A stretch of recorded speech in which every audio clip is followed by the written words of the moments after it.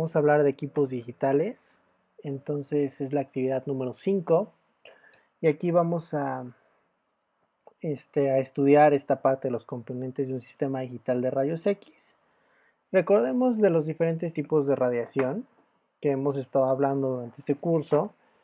Sabemos que existe la radiación por partículas alfa, que sería la emisión de estos radioisótopos por un decaimiento alfa o un decaimiento beta, una emisión de partículas beta, los rayos X o los rayos gamma, y por último los neutrones. Para el caso, por ejemplo, de las partículas alfa, como hemos hablado, una hoja de papel puede bloquear fácilmente las partículas su paso a través de esta estructura.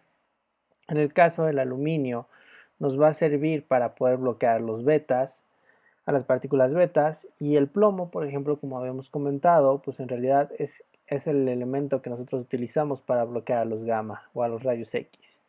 Y por último, los neutrones, que son mucho más pequeños, en este caso pueden atravesar las estructuras mucho más fácil. Y por ejemplo necesitamos otro elemento, como puede ser agua o concreto, que pueden bloquear a los neutrones, ¿no? Entonces, a partir de ahí, nosotros sabemos que tenemos diferentes tipos de radiación ionizante, ¿no? Y dentro de esta, por ejemplo, podemos caracterizarlos de acuerdo a la siguiente gráfica que podemos observar en la diapositiva, en la cual se encuentran las zonas de ionización. Es importante definir esta parte porque es la que nos va a ayudar a nosotros a poder diferenciarlas o caracterizarlas, ¿no? Sabemos, como habíamos platicado, que por ejemplo el tipo de radiación ionizante a la que nosotros estemos expuestos, recordando esta parte de efectos biológicos, va a ser fundamental porque no va a ser lo mismo estar expuestos a rayos X y a rayos gamma que a partículas alfa o a partículas beta. En el caso de las partículas alfa van a tener mucha mayor energía que estamos viendo en esta gráfica, por ejemplo tiene mayor corriente, mayor voltaje en comparación con los gamma. ¿Qué quiere decir? Que tiene mayor cantidad de energía que puede ionizar un ambiente. Por lo tanto, se va a situar en la parte superior de acuerdo a las tres gráficas que podemos observar. En la parte intermedia serían las partículas beta y la parte, digamos, más pequeña podemos definirlo como los rayos X o los rayos gamma, ¿no? De acuerdo a esto, a medida que nosotros aumentamos la corriente y el voltaje, va aumentando la cantidad de radiación que se está generando, que estamos generando en un ambiente ionizante, ¿no? Entonces, a partir de estos factores o digamos estas zonas, nosotros podemos llegar a definir diferentes secciones que vemos en la gráfica. La zona de ionización que nosotros podemos distinguir dependiendo de los diferentes tipos de radiación ionizante como era alfa, beta o gamma. En el caso de los rayos X y rayos gamma, pues podemos ver que es en realidad la que menos energía va a tener en comparación con los otros dos. Pero a medida que nosotros aumentamos el voltaje y la corriente, van convergiendo a una zona en la cual se muestra, por ejemplo, esta zona de detección que es el Geiger-Müller, que todos conocemos o hemos escuchado este detector, ¿no? Entonces, prácticamente bajo estas zonas de ionización nosotros podemos llegar a definir o a caracterizar los diferentes tipos de ionización que nos ayuden a poder detectarlas incluso, ¿no?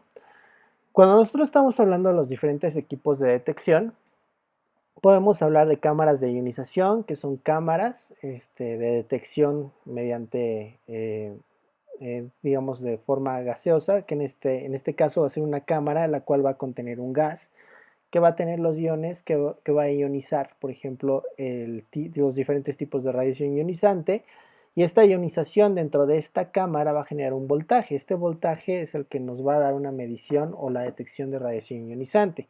La cámara de ionización es la que nosotros utilizamos, de acuerdo también a la norma oficial mexicana 229 de la Secretaría de Salud, para realizar los levantamientos de niveles de radiación de una sala de rayos X. Un detector de pluma también nos va a servir para detectar radiación y va a ser un funcionamiento muy parecido en el cual nosotros vamos a poder observar dentro de una escala, precisamente como su nombre lo dice, en forma de pluma, que va a contener esta pequeña cámara dentro del detector que nos va a ayudar a generar este pequeño voltaje que al final va a estar correlacionado con un valor en Röntgens o incluso en otro tipo de unidades que ya también se ha comentado, ¿no?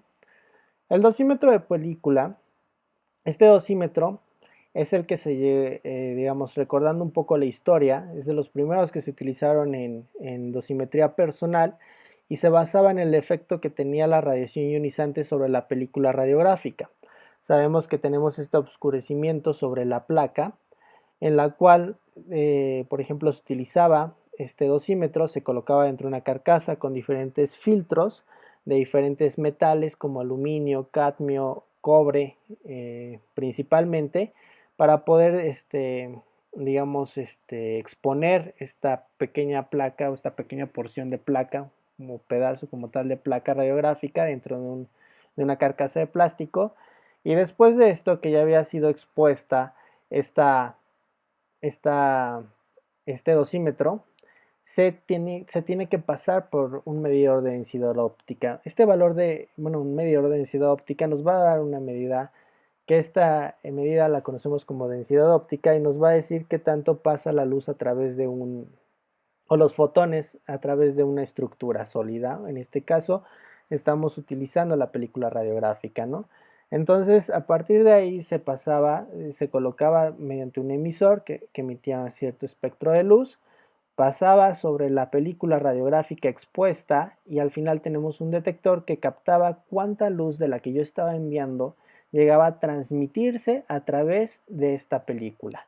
Y con eso teníamos un valor de densidad óptica que era equivalente a un valor de REMS, que era dosis equivalente. Recordemos que el REM es de las unidades que se utilizaban anteriormente, que tiene una equivalencia en sieverts, ¿no?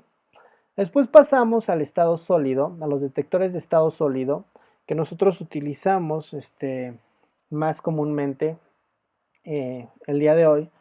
Tenemos dos principales que son los OSL y los TLD, y de acuerdo a estos nosotros podemos tener que prácticamente su funcionamiento es muy parecido. Va a ser un cristal que va a tener una estructura cristalina, esta estructura sólida donde va a tener los electrones disponibles para ser ionizados o excitados a través de qué? De energía ionizante. ¿Cuál es la energía ionizante? La radiación ionizante a la que nosotros vamos a poder estar expuestos, que pueden ser rayos X o algún otro tipo de radiación ionizante, como ya habíamos comentado. ¿Qué es lo que va a hacer cuando por ejemplo, los rayos X van a entrar en contacto con este cristal, van a ionizar el cristal, van a excitar estos cristales, van a pasar a un estado de excitación en el cual van a ser captados por pequeñas trampas que son creadas y ahí por decirlo así, se van a resguardar hasta el momento de lectura. En el caso de los TLD, que son termoluminiscentes, se van a llegar a utilizar para para el proceso de lectura. Nosotros vamos a poder llegar a colocar estos cristales a cierta temperatura que va a permitir que salgan estos electrones de estas trampas, y una vez que salen van a emitir cierta cantidad de luz. Entonces vamos a captar cuánta luz están emitiendo y nosotros vamos a poder tener un valor en dosis equivalente para este caso. En el caso de los OSL, que es estimulados ópticamente, en este caso va a suceder lo mismo. Están los electrones en la red cristalina del detector de estado sólido, el cristal. Van a ser ionizados al ser expuestos en un ambiente que contiene o que está expuesto a radiación ionizante, como puede ser rayos X o algún otro tipo de radiación ionizante. Y una vez que se excitan los electrones, caen en las trampas, y cuando nosotros los vamos a leer, los vamos a estimular por una longitud de onda, una luz especial, que en este caso va a ser un láser verde, por ejemplo, con esta longitud de onda específica, que va a permitir que salgan los electrones de estas trampas, y una vez que salen van a emitir cierta cantidad de luz, y es la que nosotros vamos a medir, y con eso nosotros vamos a poder tener un valor de dosis equivalente a la que estuvieron expuestos estos dosímetros como tal, ¿no? O estos detectores. Vamos a pasar con el siguiente tipo, que son los detectores de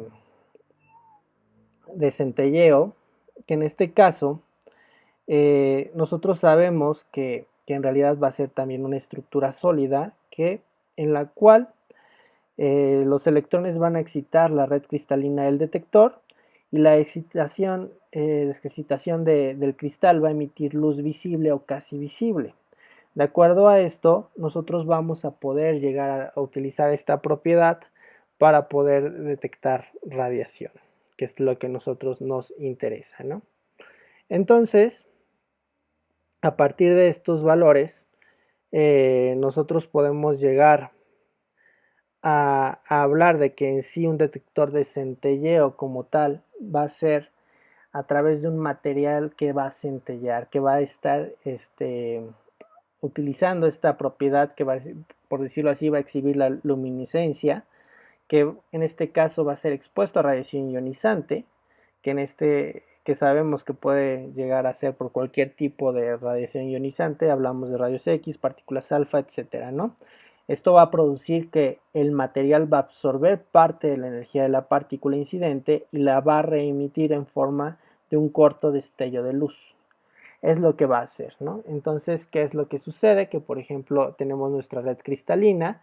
En este caso, por ejemplo, tenemos la estructura que estamos viendo en esta diapositiva, donde, por ejemplo, llega a incidir un fotón gamma sobre este cristal.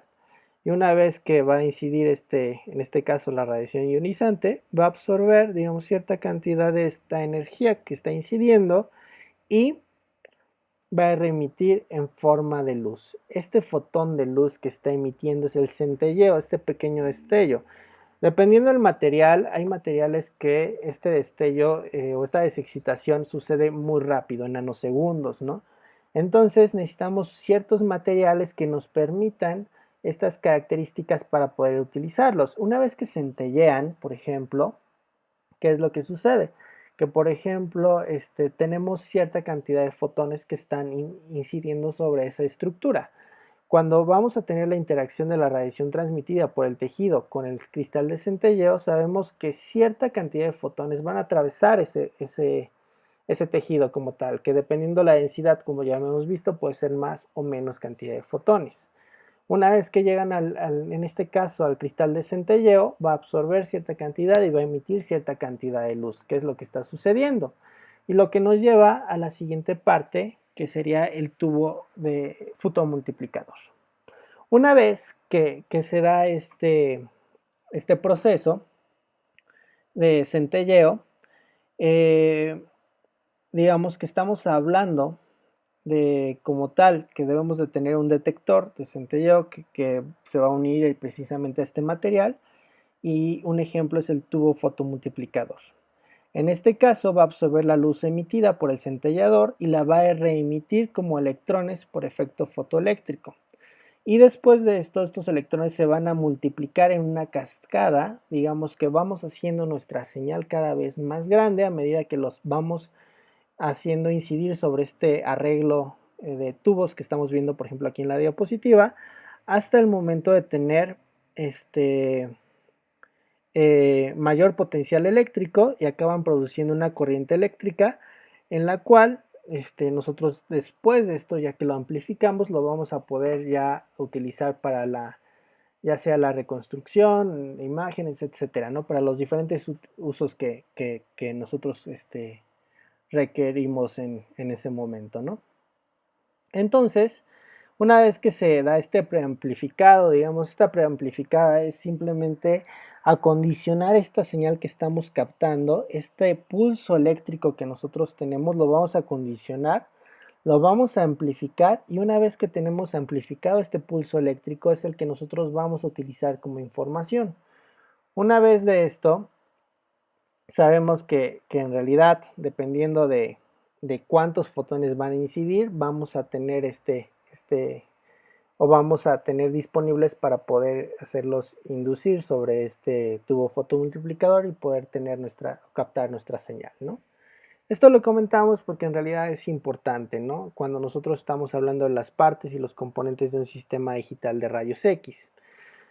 De acuerdo a esto, recordemos un poco, vamos a hacer un poco de memoria. Recordemos que desde 1895, el 8 de noviembre, el físico alemán Röntgen descubre los rayos X. Después, en 1896, Edison se le atribuye el diseño de fabricación del primer fluoroscopio, que en este caso nos va a ayudar a observar los órganos internos en movimiento y desarrolla pantallas fluorescentes de tuxteno. De igual manera, Comas en 1896 realiza las primeras radiografías en Barcelona. En 1905, Einstein describe el efecto fotoeléctrico. Esta investigación es la que lo hace acreedor al premio Nobel. Después, en el mismo año, también va todo de la mano esta investigación. Tenemos en 1906 a Bergonié y a Tribundó, quienes describen la ley de radiosensibilidad de los tejidos, ¿no? Que nos dice cuáles tejidos van a ser más sensibles a la radiación dependiendo de sus características. En 1909, Sánchez Moreno presenta el primer aparato portátil de rayos X. En 1912, Bonneau perfecciona el método para medir la longitud de onda de rayos X. En 1913 se da la creación del primer ánodo y cátodo de tuxteno. En 1914, Marie Curie funda el Instituto del Radio, donde se estudiaron las aplicaciones de rayos X en medicina. En 1922 se dan las primeras normas de radioprotección. Se llega a observar que esta interacción que se tenía con estos rayos X o este tipo de radiación ionizante, en un principio recordamos que no existía este concepto de radioprotección o seguridad radiológica, por lo cual se empezaron a observar los efectos biológicos. Principalmente se empieza a hablar de la inducción de algún tipo de cáncer, pasando por eritemas, por quemaduras en piel, etcétera, ¿no? Después, en 1923, Compton descubre el efecto que lleva su nombre, que es este efecto de dispersión, que también ya lo vimos con la parte de interacción con la materia.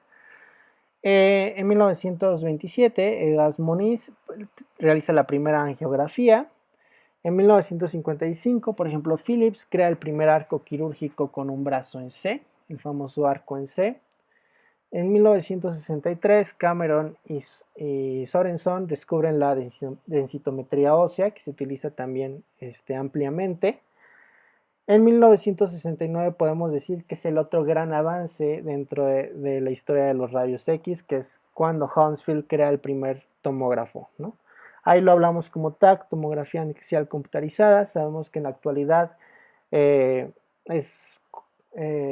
no es tan correcto este término, porque la tomografía como tal ya no solamente hace esta adquisición axial, sino la realiza otro tipo de procedimientos, por lo cual nos referimos a él como TC o tomografía computarizada, o como escáner, ¿no? O como scan, dependiendo el tipo de estudio ya muy específico, podemos referirnos como TAC, ¿no? Si es en realidad el estudio que estamos realizando, pero de manera genérica o de manera general nos podemos referir como tomografía o como TC, ¿no?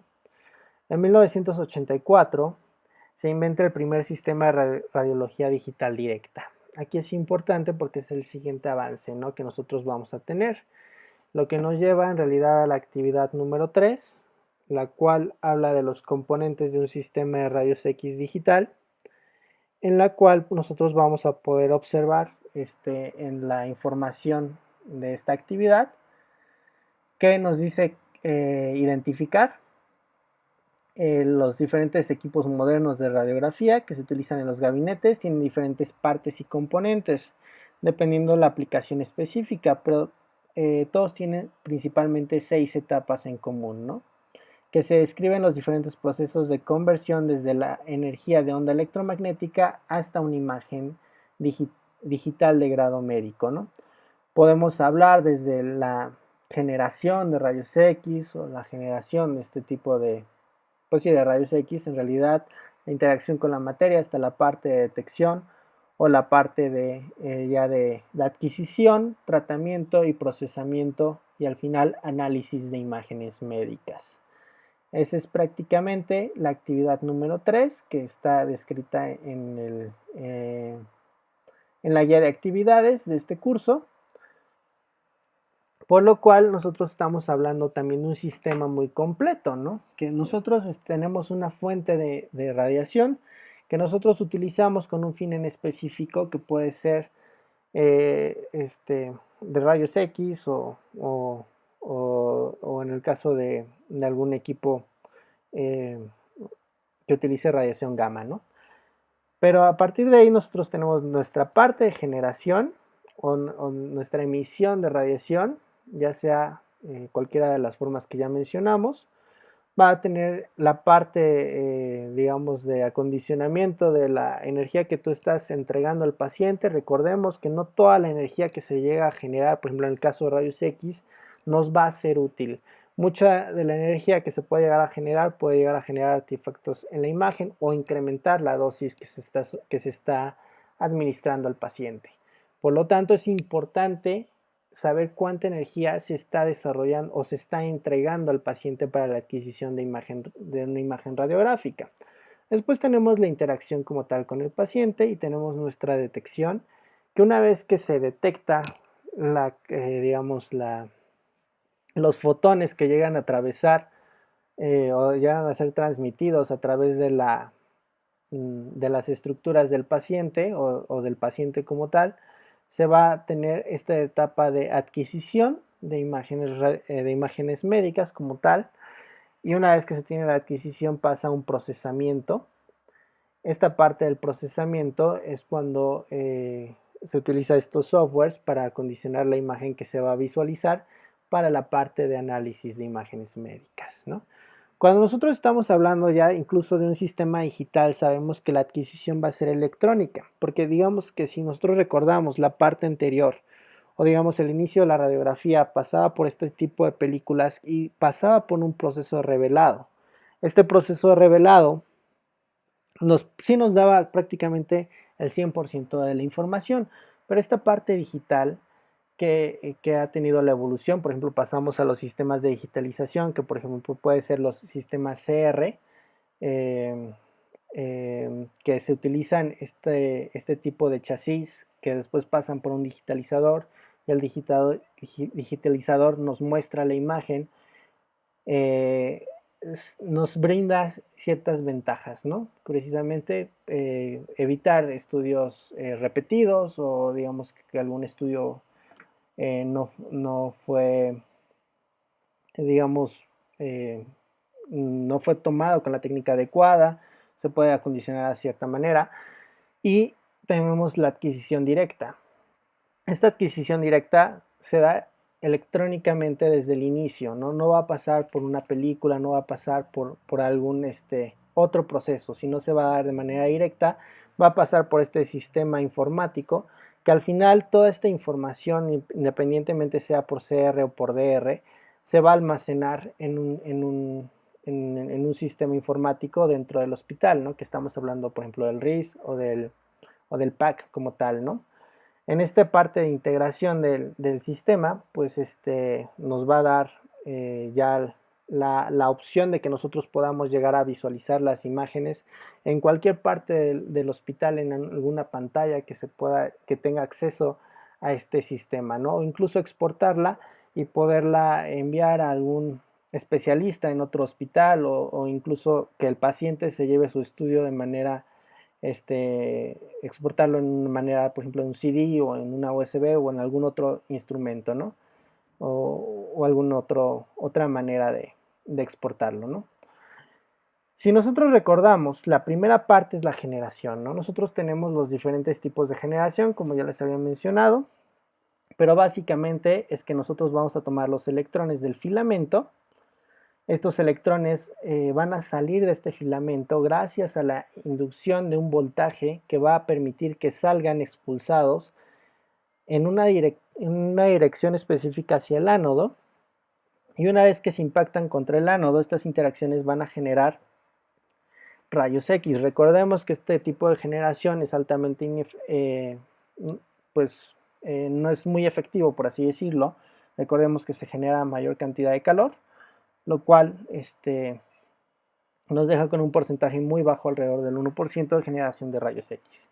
Una vez que sale en dirección del haz primario, recordemos que nosotros vamos a condicionar cuántos fotones van a salir dependiendo de la energía de estos, gracias a la parte de filtración inherente o a la filtración adicional que nosotros podemos ir colocando en nuestro tubo de rayos X. Después tenemos la interacción con el paciente. Una vez que se tiene la interacción con el paciente, recordemos que puede ser por efecto fotoeléctrico, que al final nosotros vamos a captar esos fotones que son transmitidos y vamos a poder reconstruir la imagen, o la interacción Compton o el efecto Compton, que va a generar esta dispersión en el ambiente dentro de la sala. Después tenemos la parte de detección, que puede ser el elemento del detector primario. Por ejemplo, estamos hablando de los diferentes cristales, por ejemplo, de centelleo, que llegan a ser utilizados y una vez que emiten estos fotones de luz, pasan por el tubo fotomultiplicador para amplificar esta señal, estos pulsos eléctricos que se pueden llegar a generar, para después tener nuestra imagen fuente o nuestra fuente de imagen, ¿no? Una vez que se tiene esta transducción de la señal, nosotros podemos llegar a reconstruir la imagen y después de reconstruirla y ya presentarla para, digamos, para el análisis, se puede llegar a hacer este procesamiento de la imagen y la información de un estudio y se guarda normalmente en un formato DICOM, que es un formato internacional estándar que nos va a permitir guardar esta imagen con la calidad diagnóstica necesaria y digamos con la información general, ¿no? Que estamos hablando desde el paciente, desde el nombre del paciente, el número del paciente, datos generales que estamos hablando en estos archivos y como tal la parte del DICOM, el tamaño de matriz que nosotros estamos teniendo, la calidad de imagen que estaríamos teniendo de acuerdo a la adquisición que tuvimos y lo guardamos de acuerdo a este formato que nos va a permitir exportarlo y sin importar la marca que sea el equipo, ya sea Philips, sea GE, sea Siemens o algún otro, nosotros lo vamos a poder visualizar con ayuda de algún programa que visualice estos formatos DICOM. Recordemos que para la visualización existen los monitores de grado médico. Estos monitores deben de ser con ciertas características, que por ejemplo el brillo esté en cierta, o que más bien que no te refleje, para poder tener la mejor digamos, posición para poder interpretar la imagen, que sean colocados en cuartos especiales donde no tengamos, donde tengamos la iluminación ambiental controlada. E incluso pues estamos hablando de la adecuación de los blue rooms, para, que sería estas áreas de interpretación para, adecuadas para este proceso, ¿no? Entonces, prácticamente sería esta parte, ¿no? de almacenaje, ¿no? Una vez que se tiene en este formato DICOM, nosotros lo podemos exportar ya sea a otro equipo, por ejemplo, se puede tomar en una tomografía y se puede pasar, no sé, a la gamma cámara, se puede pasar al PET-CT, se puede pasar a los diferentes equipos, el estudio, y no requerimos, por ejemplo, tomar otro estudio al paciente si cambiamos, por ejemplo, de equipo, ¿no? Que eso sería una limitante muy marcada, ¿no? Incluso estaríamos hablando de poco eficiente este proceso, ¿no? Después pasa por un sistema en el cual se va a almacenar, que es el PACS, y bajo podemos llegar a acceder ya sea en una estación de procesamiento, en una estación de interpretación o en algún otro equipo como yo les mencionaba, ¿no? Que puede pasar, por ejemplo, del CT scanner a la gamma cámara y a partir de ahí, por ejemplo, programar o, digamos, simular el estudio que se va a realizar al paciente, ¿no? Después pasa un servidor. Todo esto que estamos hablando puede ser dentro del hospital mediante una red local, que sería una red LAN. Una vez que pasa el servidor, a partir del servidor, yo lo puedo exportar a una red, digamos ya fuera del hospital, que estamos hablando de una red WAN, y a partir de ahí nosotros podemos pasar un estudio que fue tomado, por ejemplo, en la Ciudad de México, lo podemos llegar a exportar y mandárselo al especialista que, por ejemplo, esté en otro estado o incluso en otro país, ¿no? Entonces estamos hablando, incluso ahora que se está poniendo un poco más de énfasis en estos sistemas teledirigidos, pues nosotros tenemos las herramientas para poder exportar todos estos estudios o incluso se puede llegar a visualizar en teléfonos móviles cuando puedes bajar alguna aplicación que te ayude a visualizar algún formato DICOM o en las computadoras personales, etcétera. Pero recordamos que ni el teléfono celular ni nuestra pantalla, incluso en casa, o alguna computadora personal va a ser lo adecuado para realizar como tal la interpretación de una imagen, porque no va a tener estas condiciones que son establecidas también normadas para los monitores de grado médico para interpretación de estudios en imagenología. Lo cual nos lleva a que la radiografía digital va a presentar diferentes beneficios en el cual se pueden llegar a presentar los principales, que sería mediante una técnica que puede llegar a prescindir completamente de películas en las instalaciones o en los departamentos radiológicos. Y también, a pesar de que estos estudios o el uso de estos sistemas de radiología digital puede ayudar a reducir la dosis, la experiencia demuestra que también en muchas de estas instalaciones se han incrementado las dosis a pacientes, lo que ha llamado mucho la atención este tema. Si nosotros estamos hablando de hacer más eficientes todos estos procesos, ¿qué es lo que está sucediendo? Se ha llegado a la causa, que la razón principal es que en radiografía digital no se detecta la sobreexposición, a diferencia de una radiografía convencional en la cual la sobreexposición hace que la imagen sea oscura o negra, lo que cual nosotros tendríamos que realizar otro estudio. Pero en el caso de la radiografía digital podemos adecuar, podemos mejorar la imagen que se tomó, incluso si no fue con la técnica adecuada, y por lo tanto, pues sí es una ventaja en la parte de no adquirir otras imágenes. Pero también recordemos que cuando estamos manipulando estos valores en una imagen digital, podemos llegar a crear artefactos donde no existen, o podemos llegar a borrar estructuras donde sí existen, por lo cual también es un tema muy delicado, ¿no? Un estudio que se realizó en varios hospitales en Estados Unidos después de realizar una transición de un sistema digital es que se incrementó el número de exploraciones por paciente ingresado. También habla de un aumento en el número de exploraciones por consulta externa. Esto a pesar de que a nivel nacional se redujo el número de exploraciones. Resulta muy fácil también con estos sistemas eliminar imágenes antes de archivarlas, por lo cual también se habla de que los técnicos tienden a repetir la exposición si la proyección es incorrecta o si la imagen es borrosa a causa del movimiento, ¿no? Estas repeticiones pasan normalmente inadvertidas, por lo tanto cabe la posibilidad de que utilizar la radiología digital aumente el número de exposiciones y por consiguiente la dosis al paciente. Entonces prácticamente estaríamos cerrando este capítulo, que sería la parte de componentes de un sistema digital de rayos X.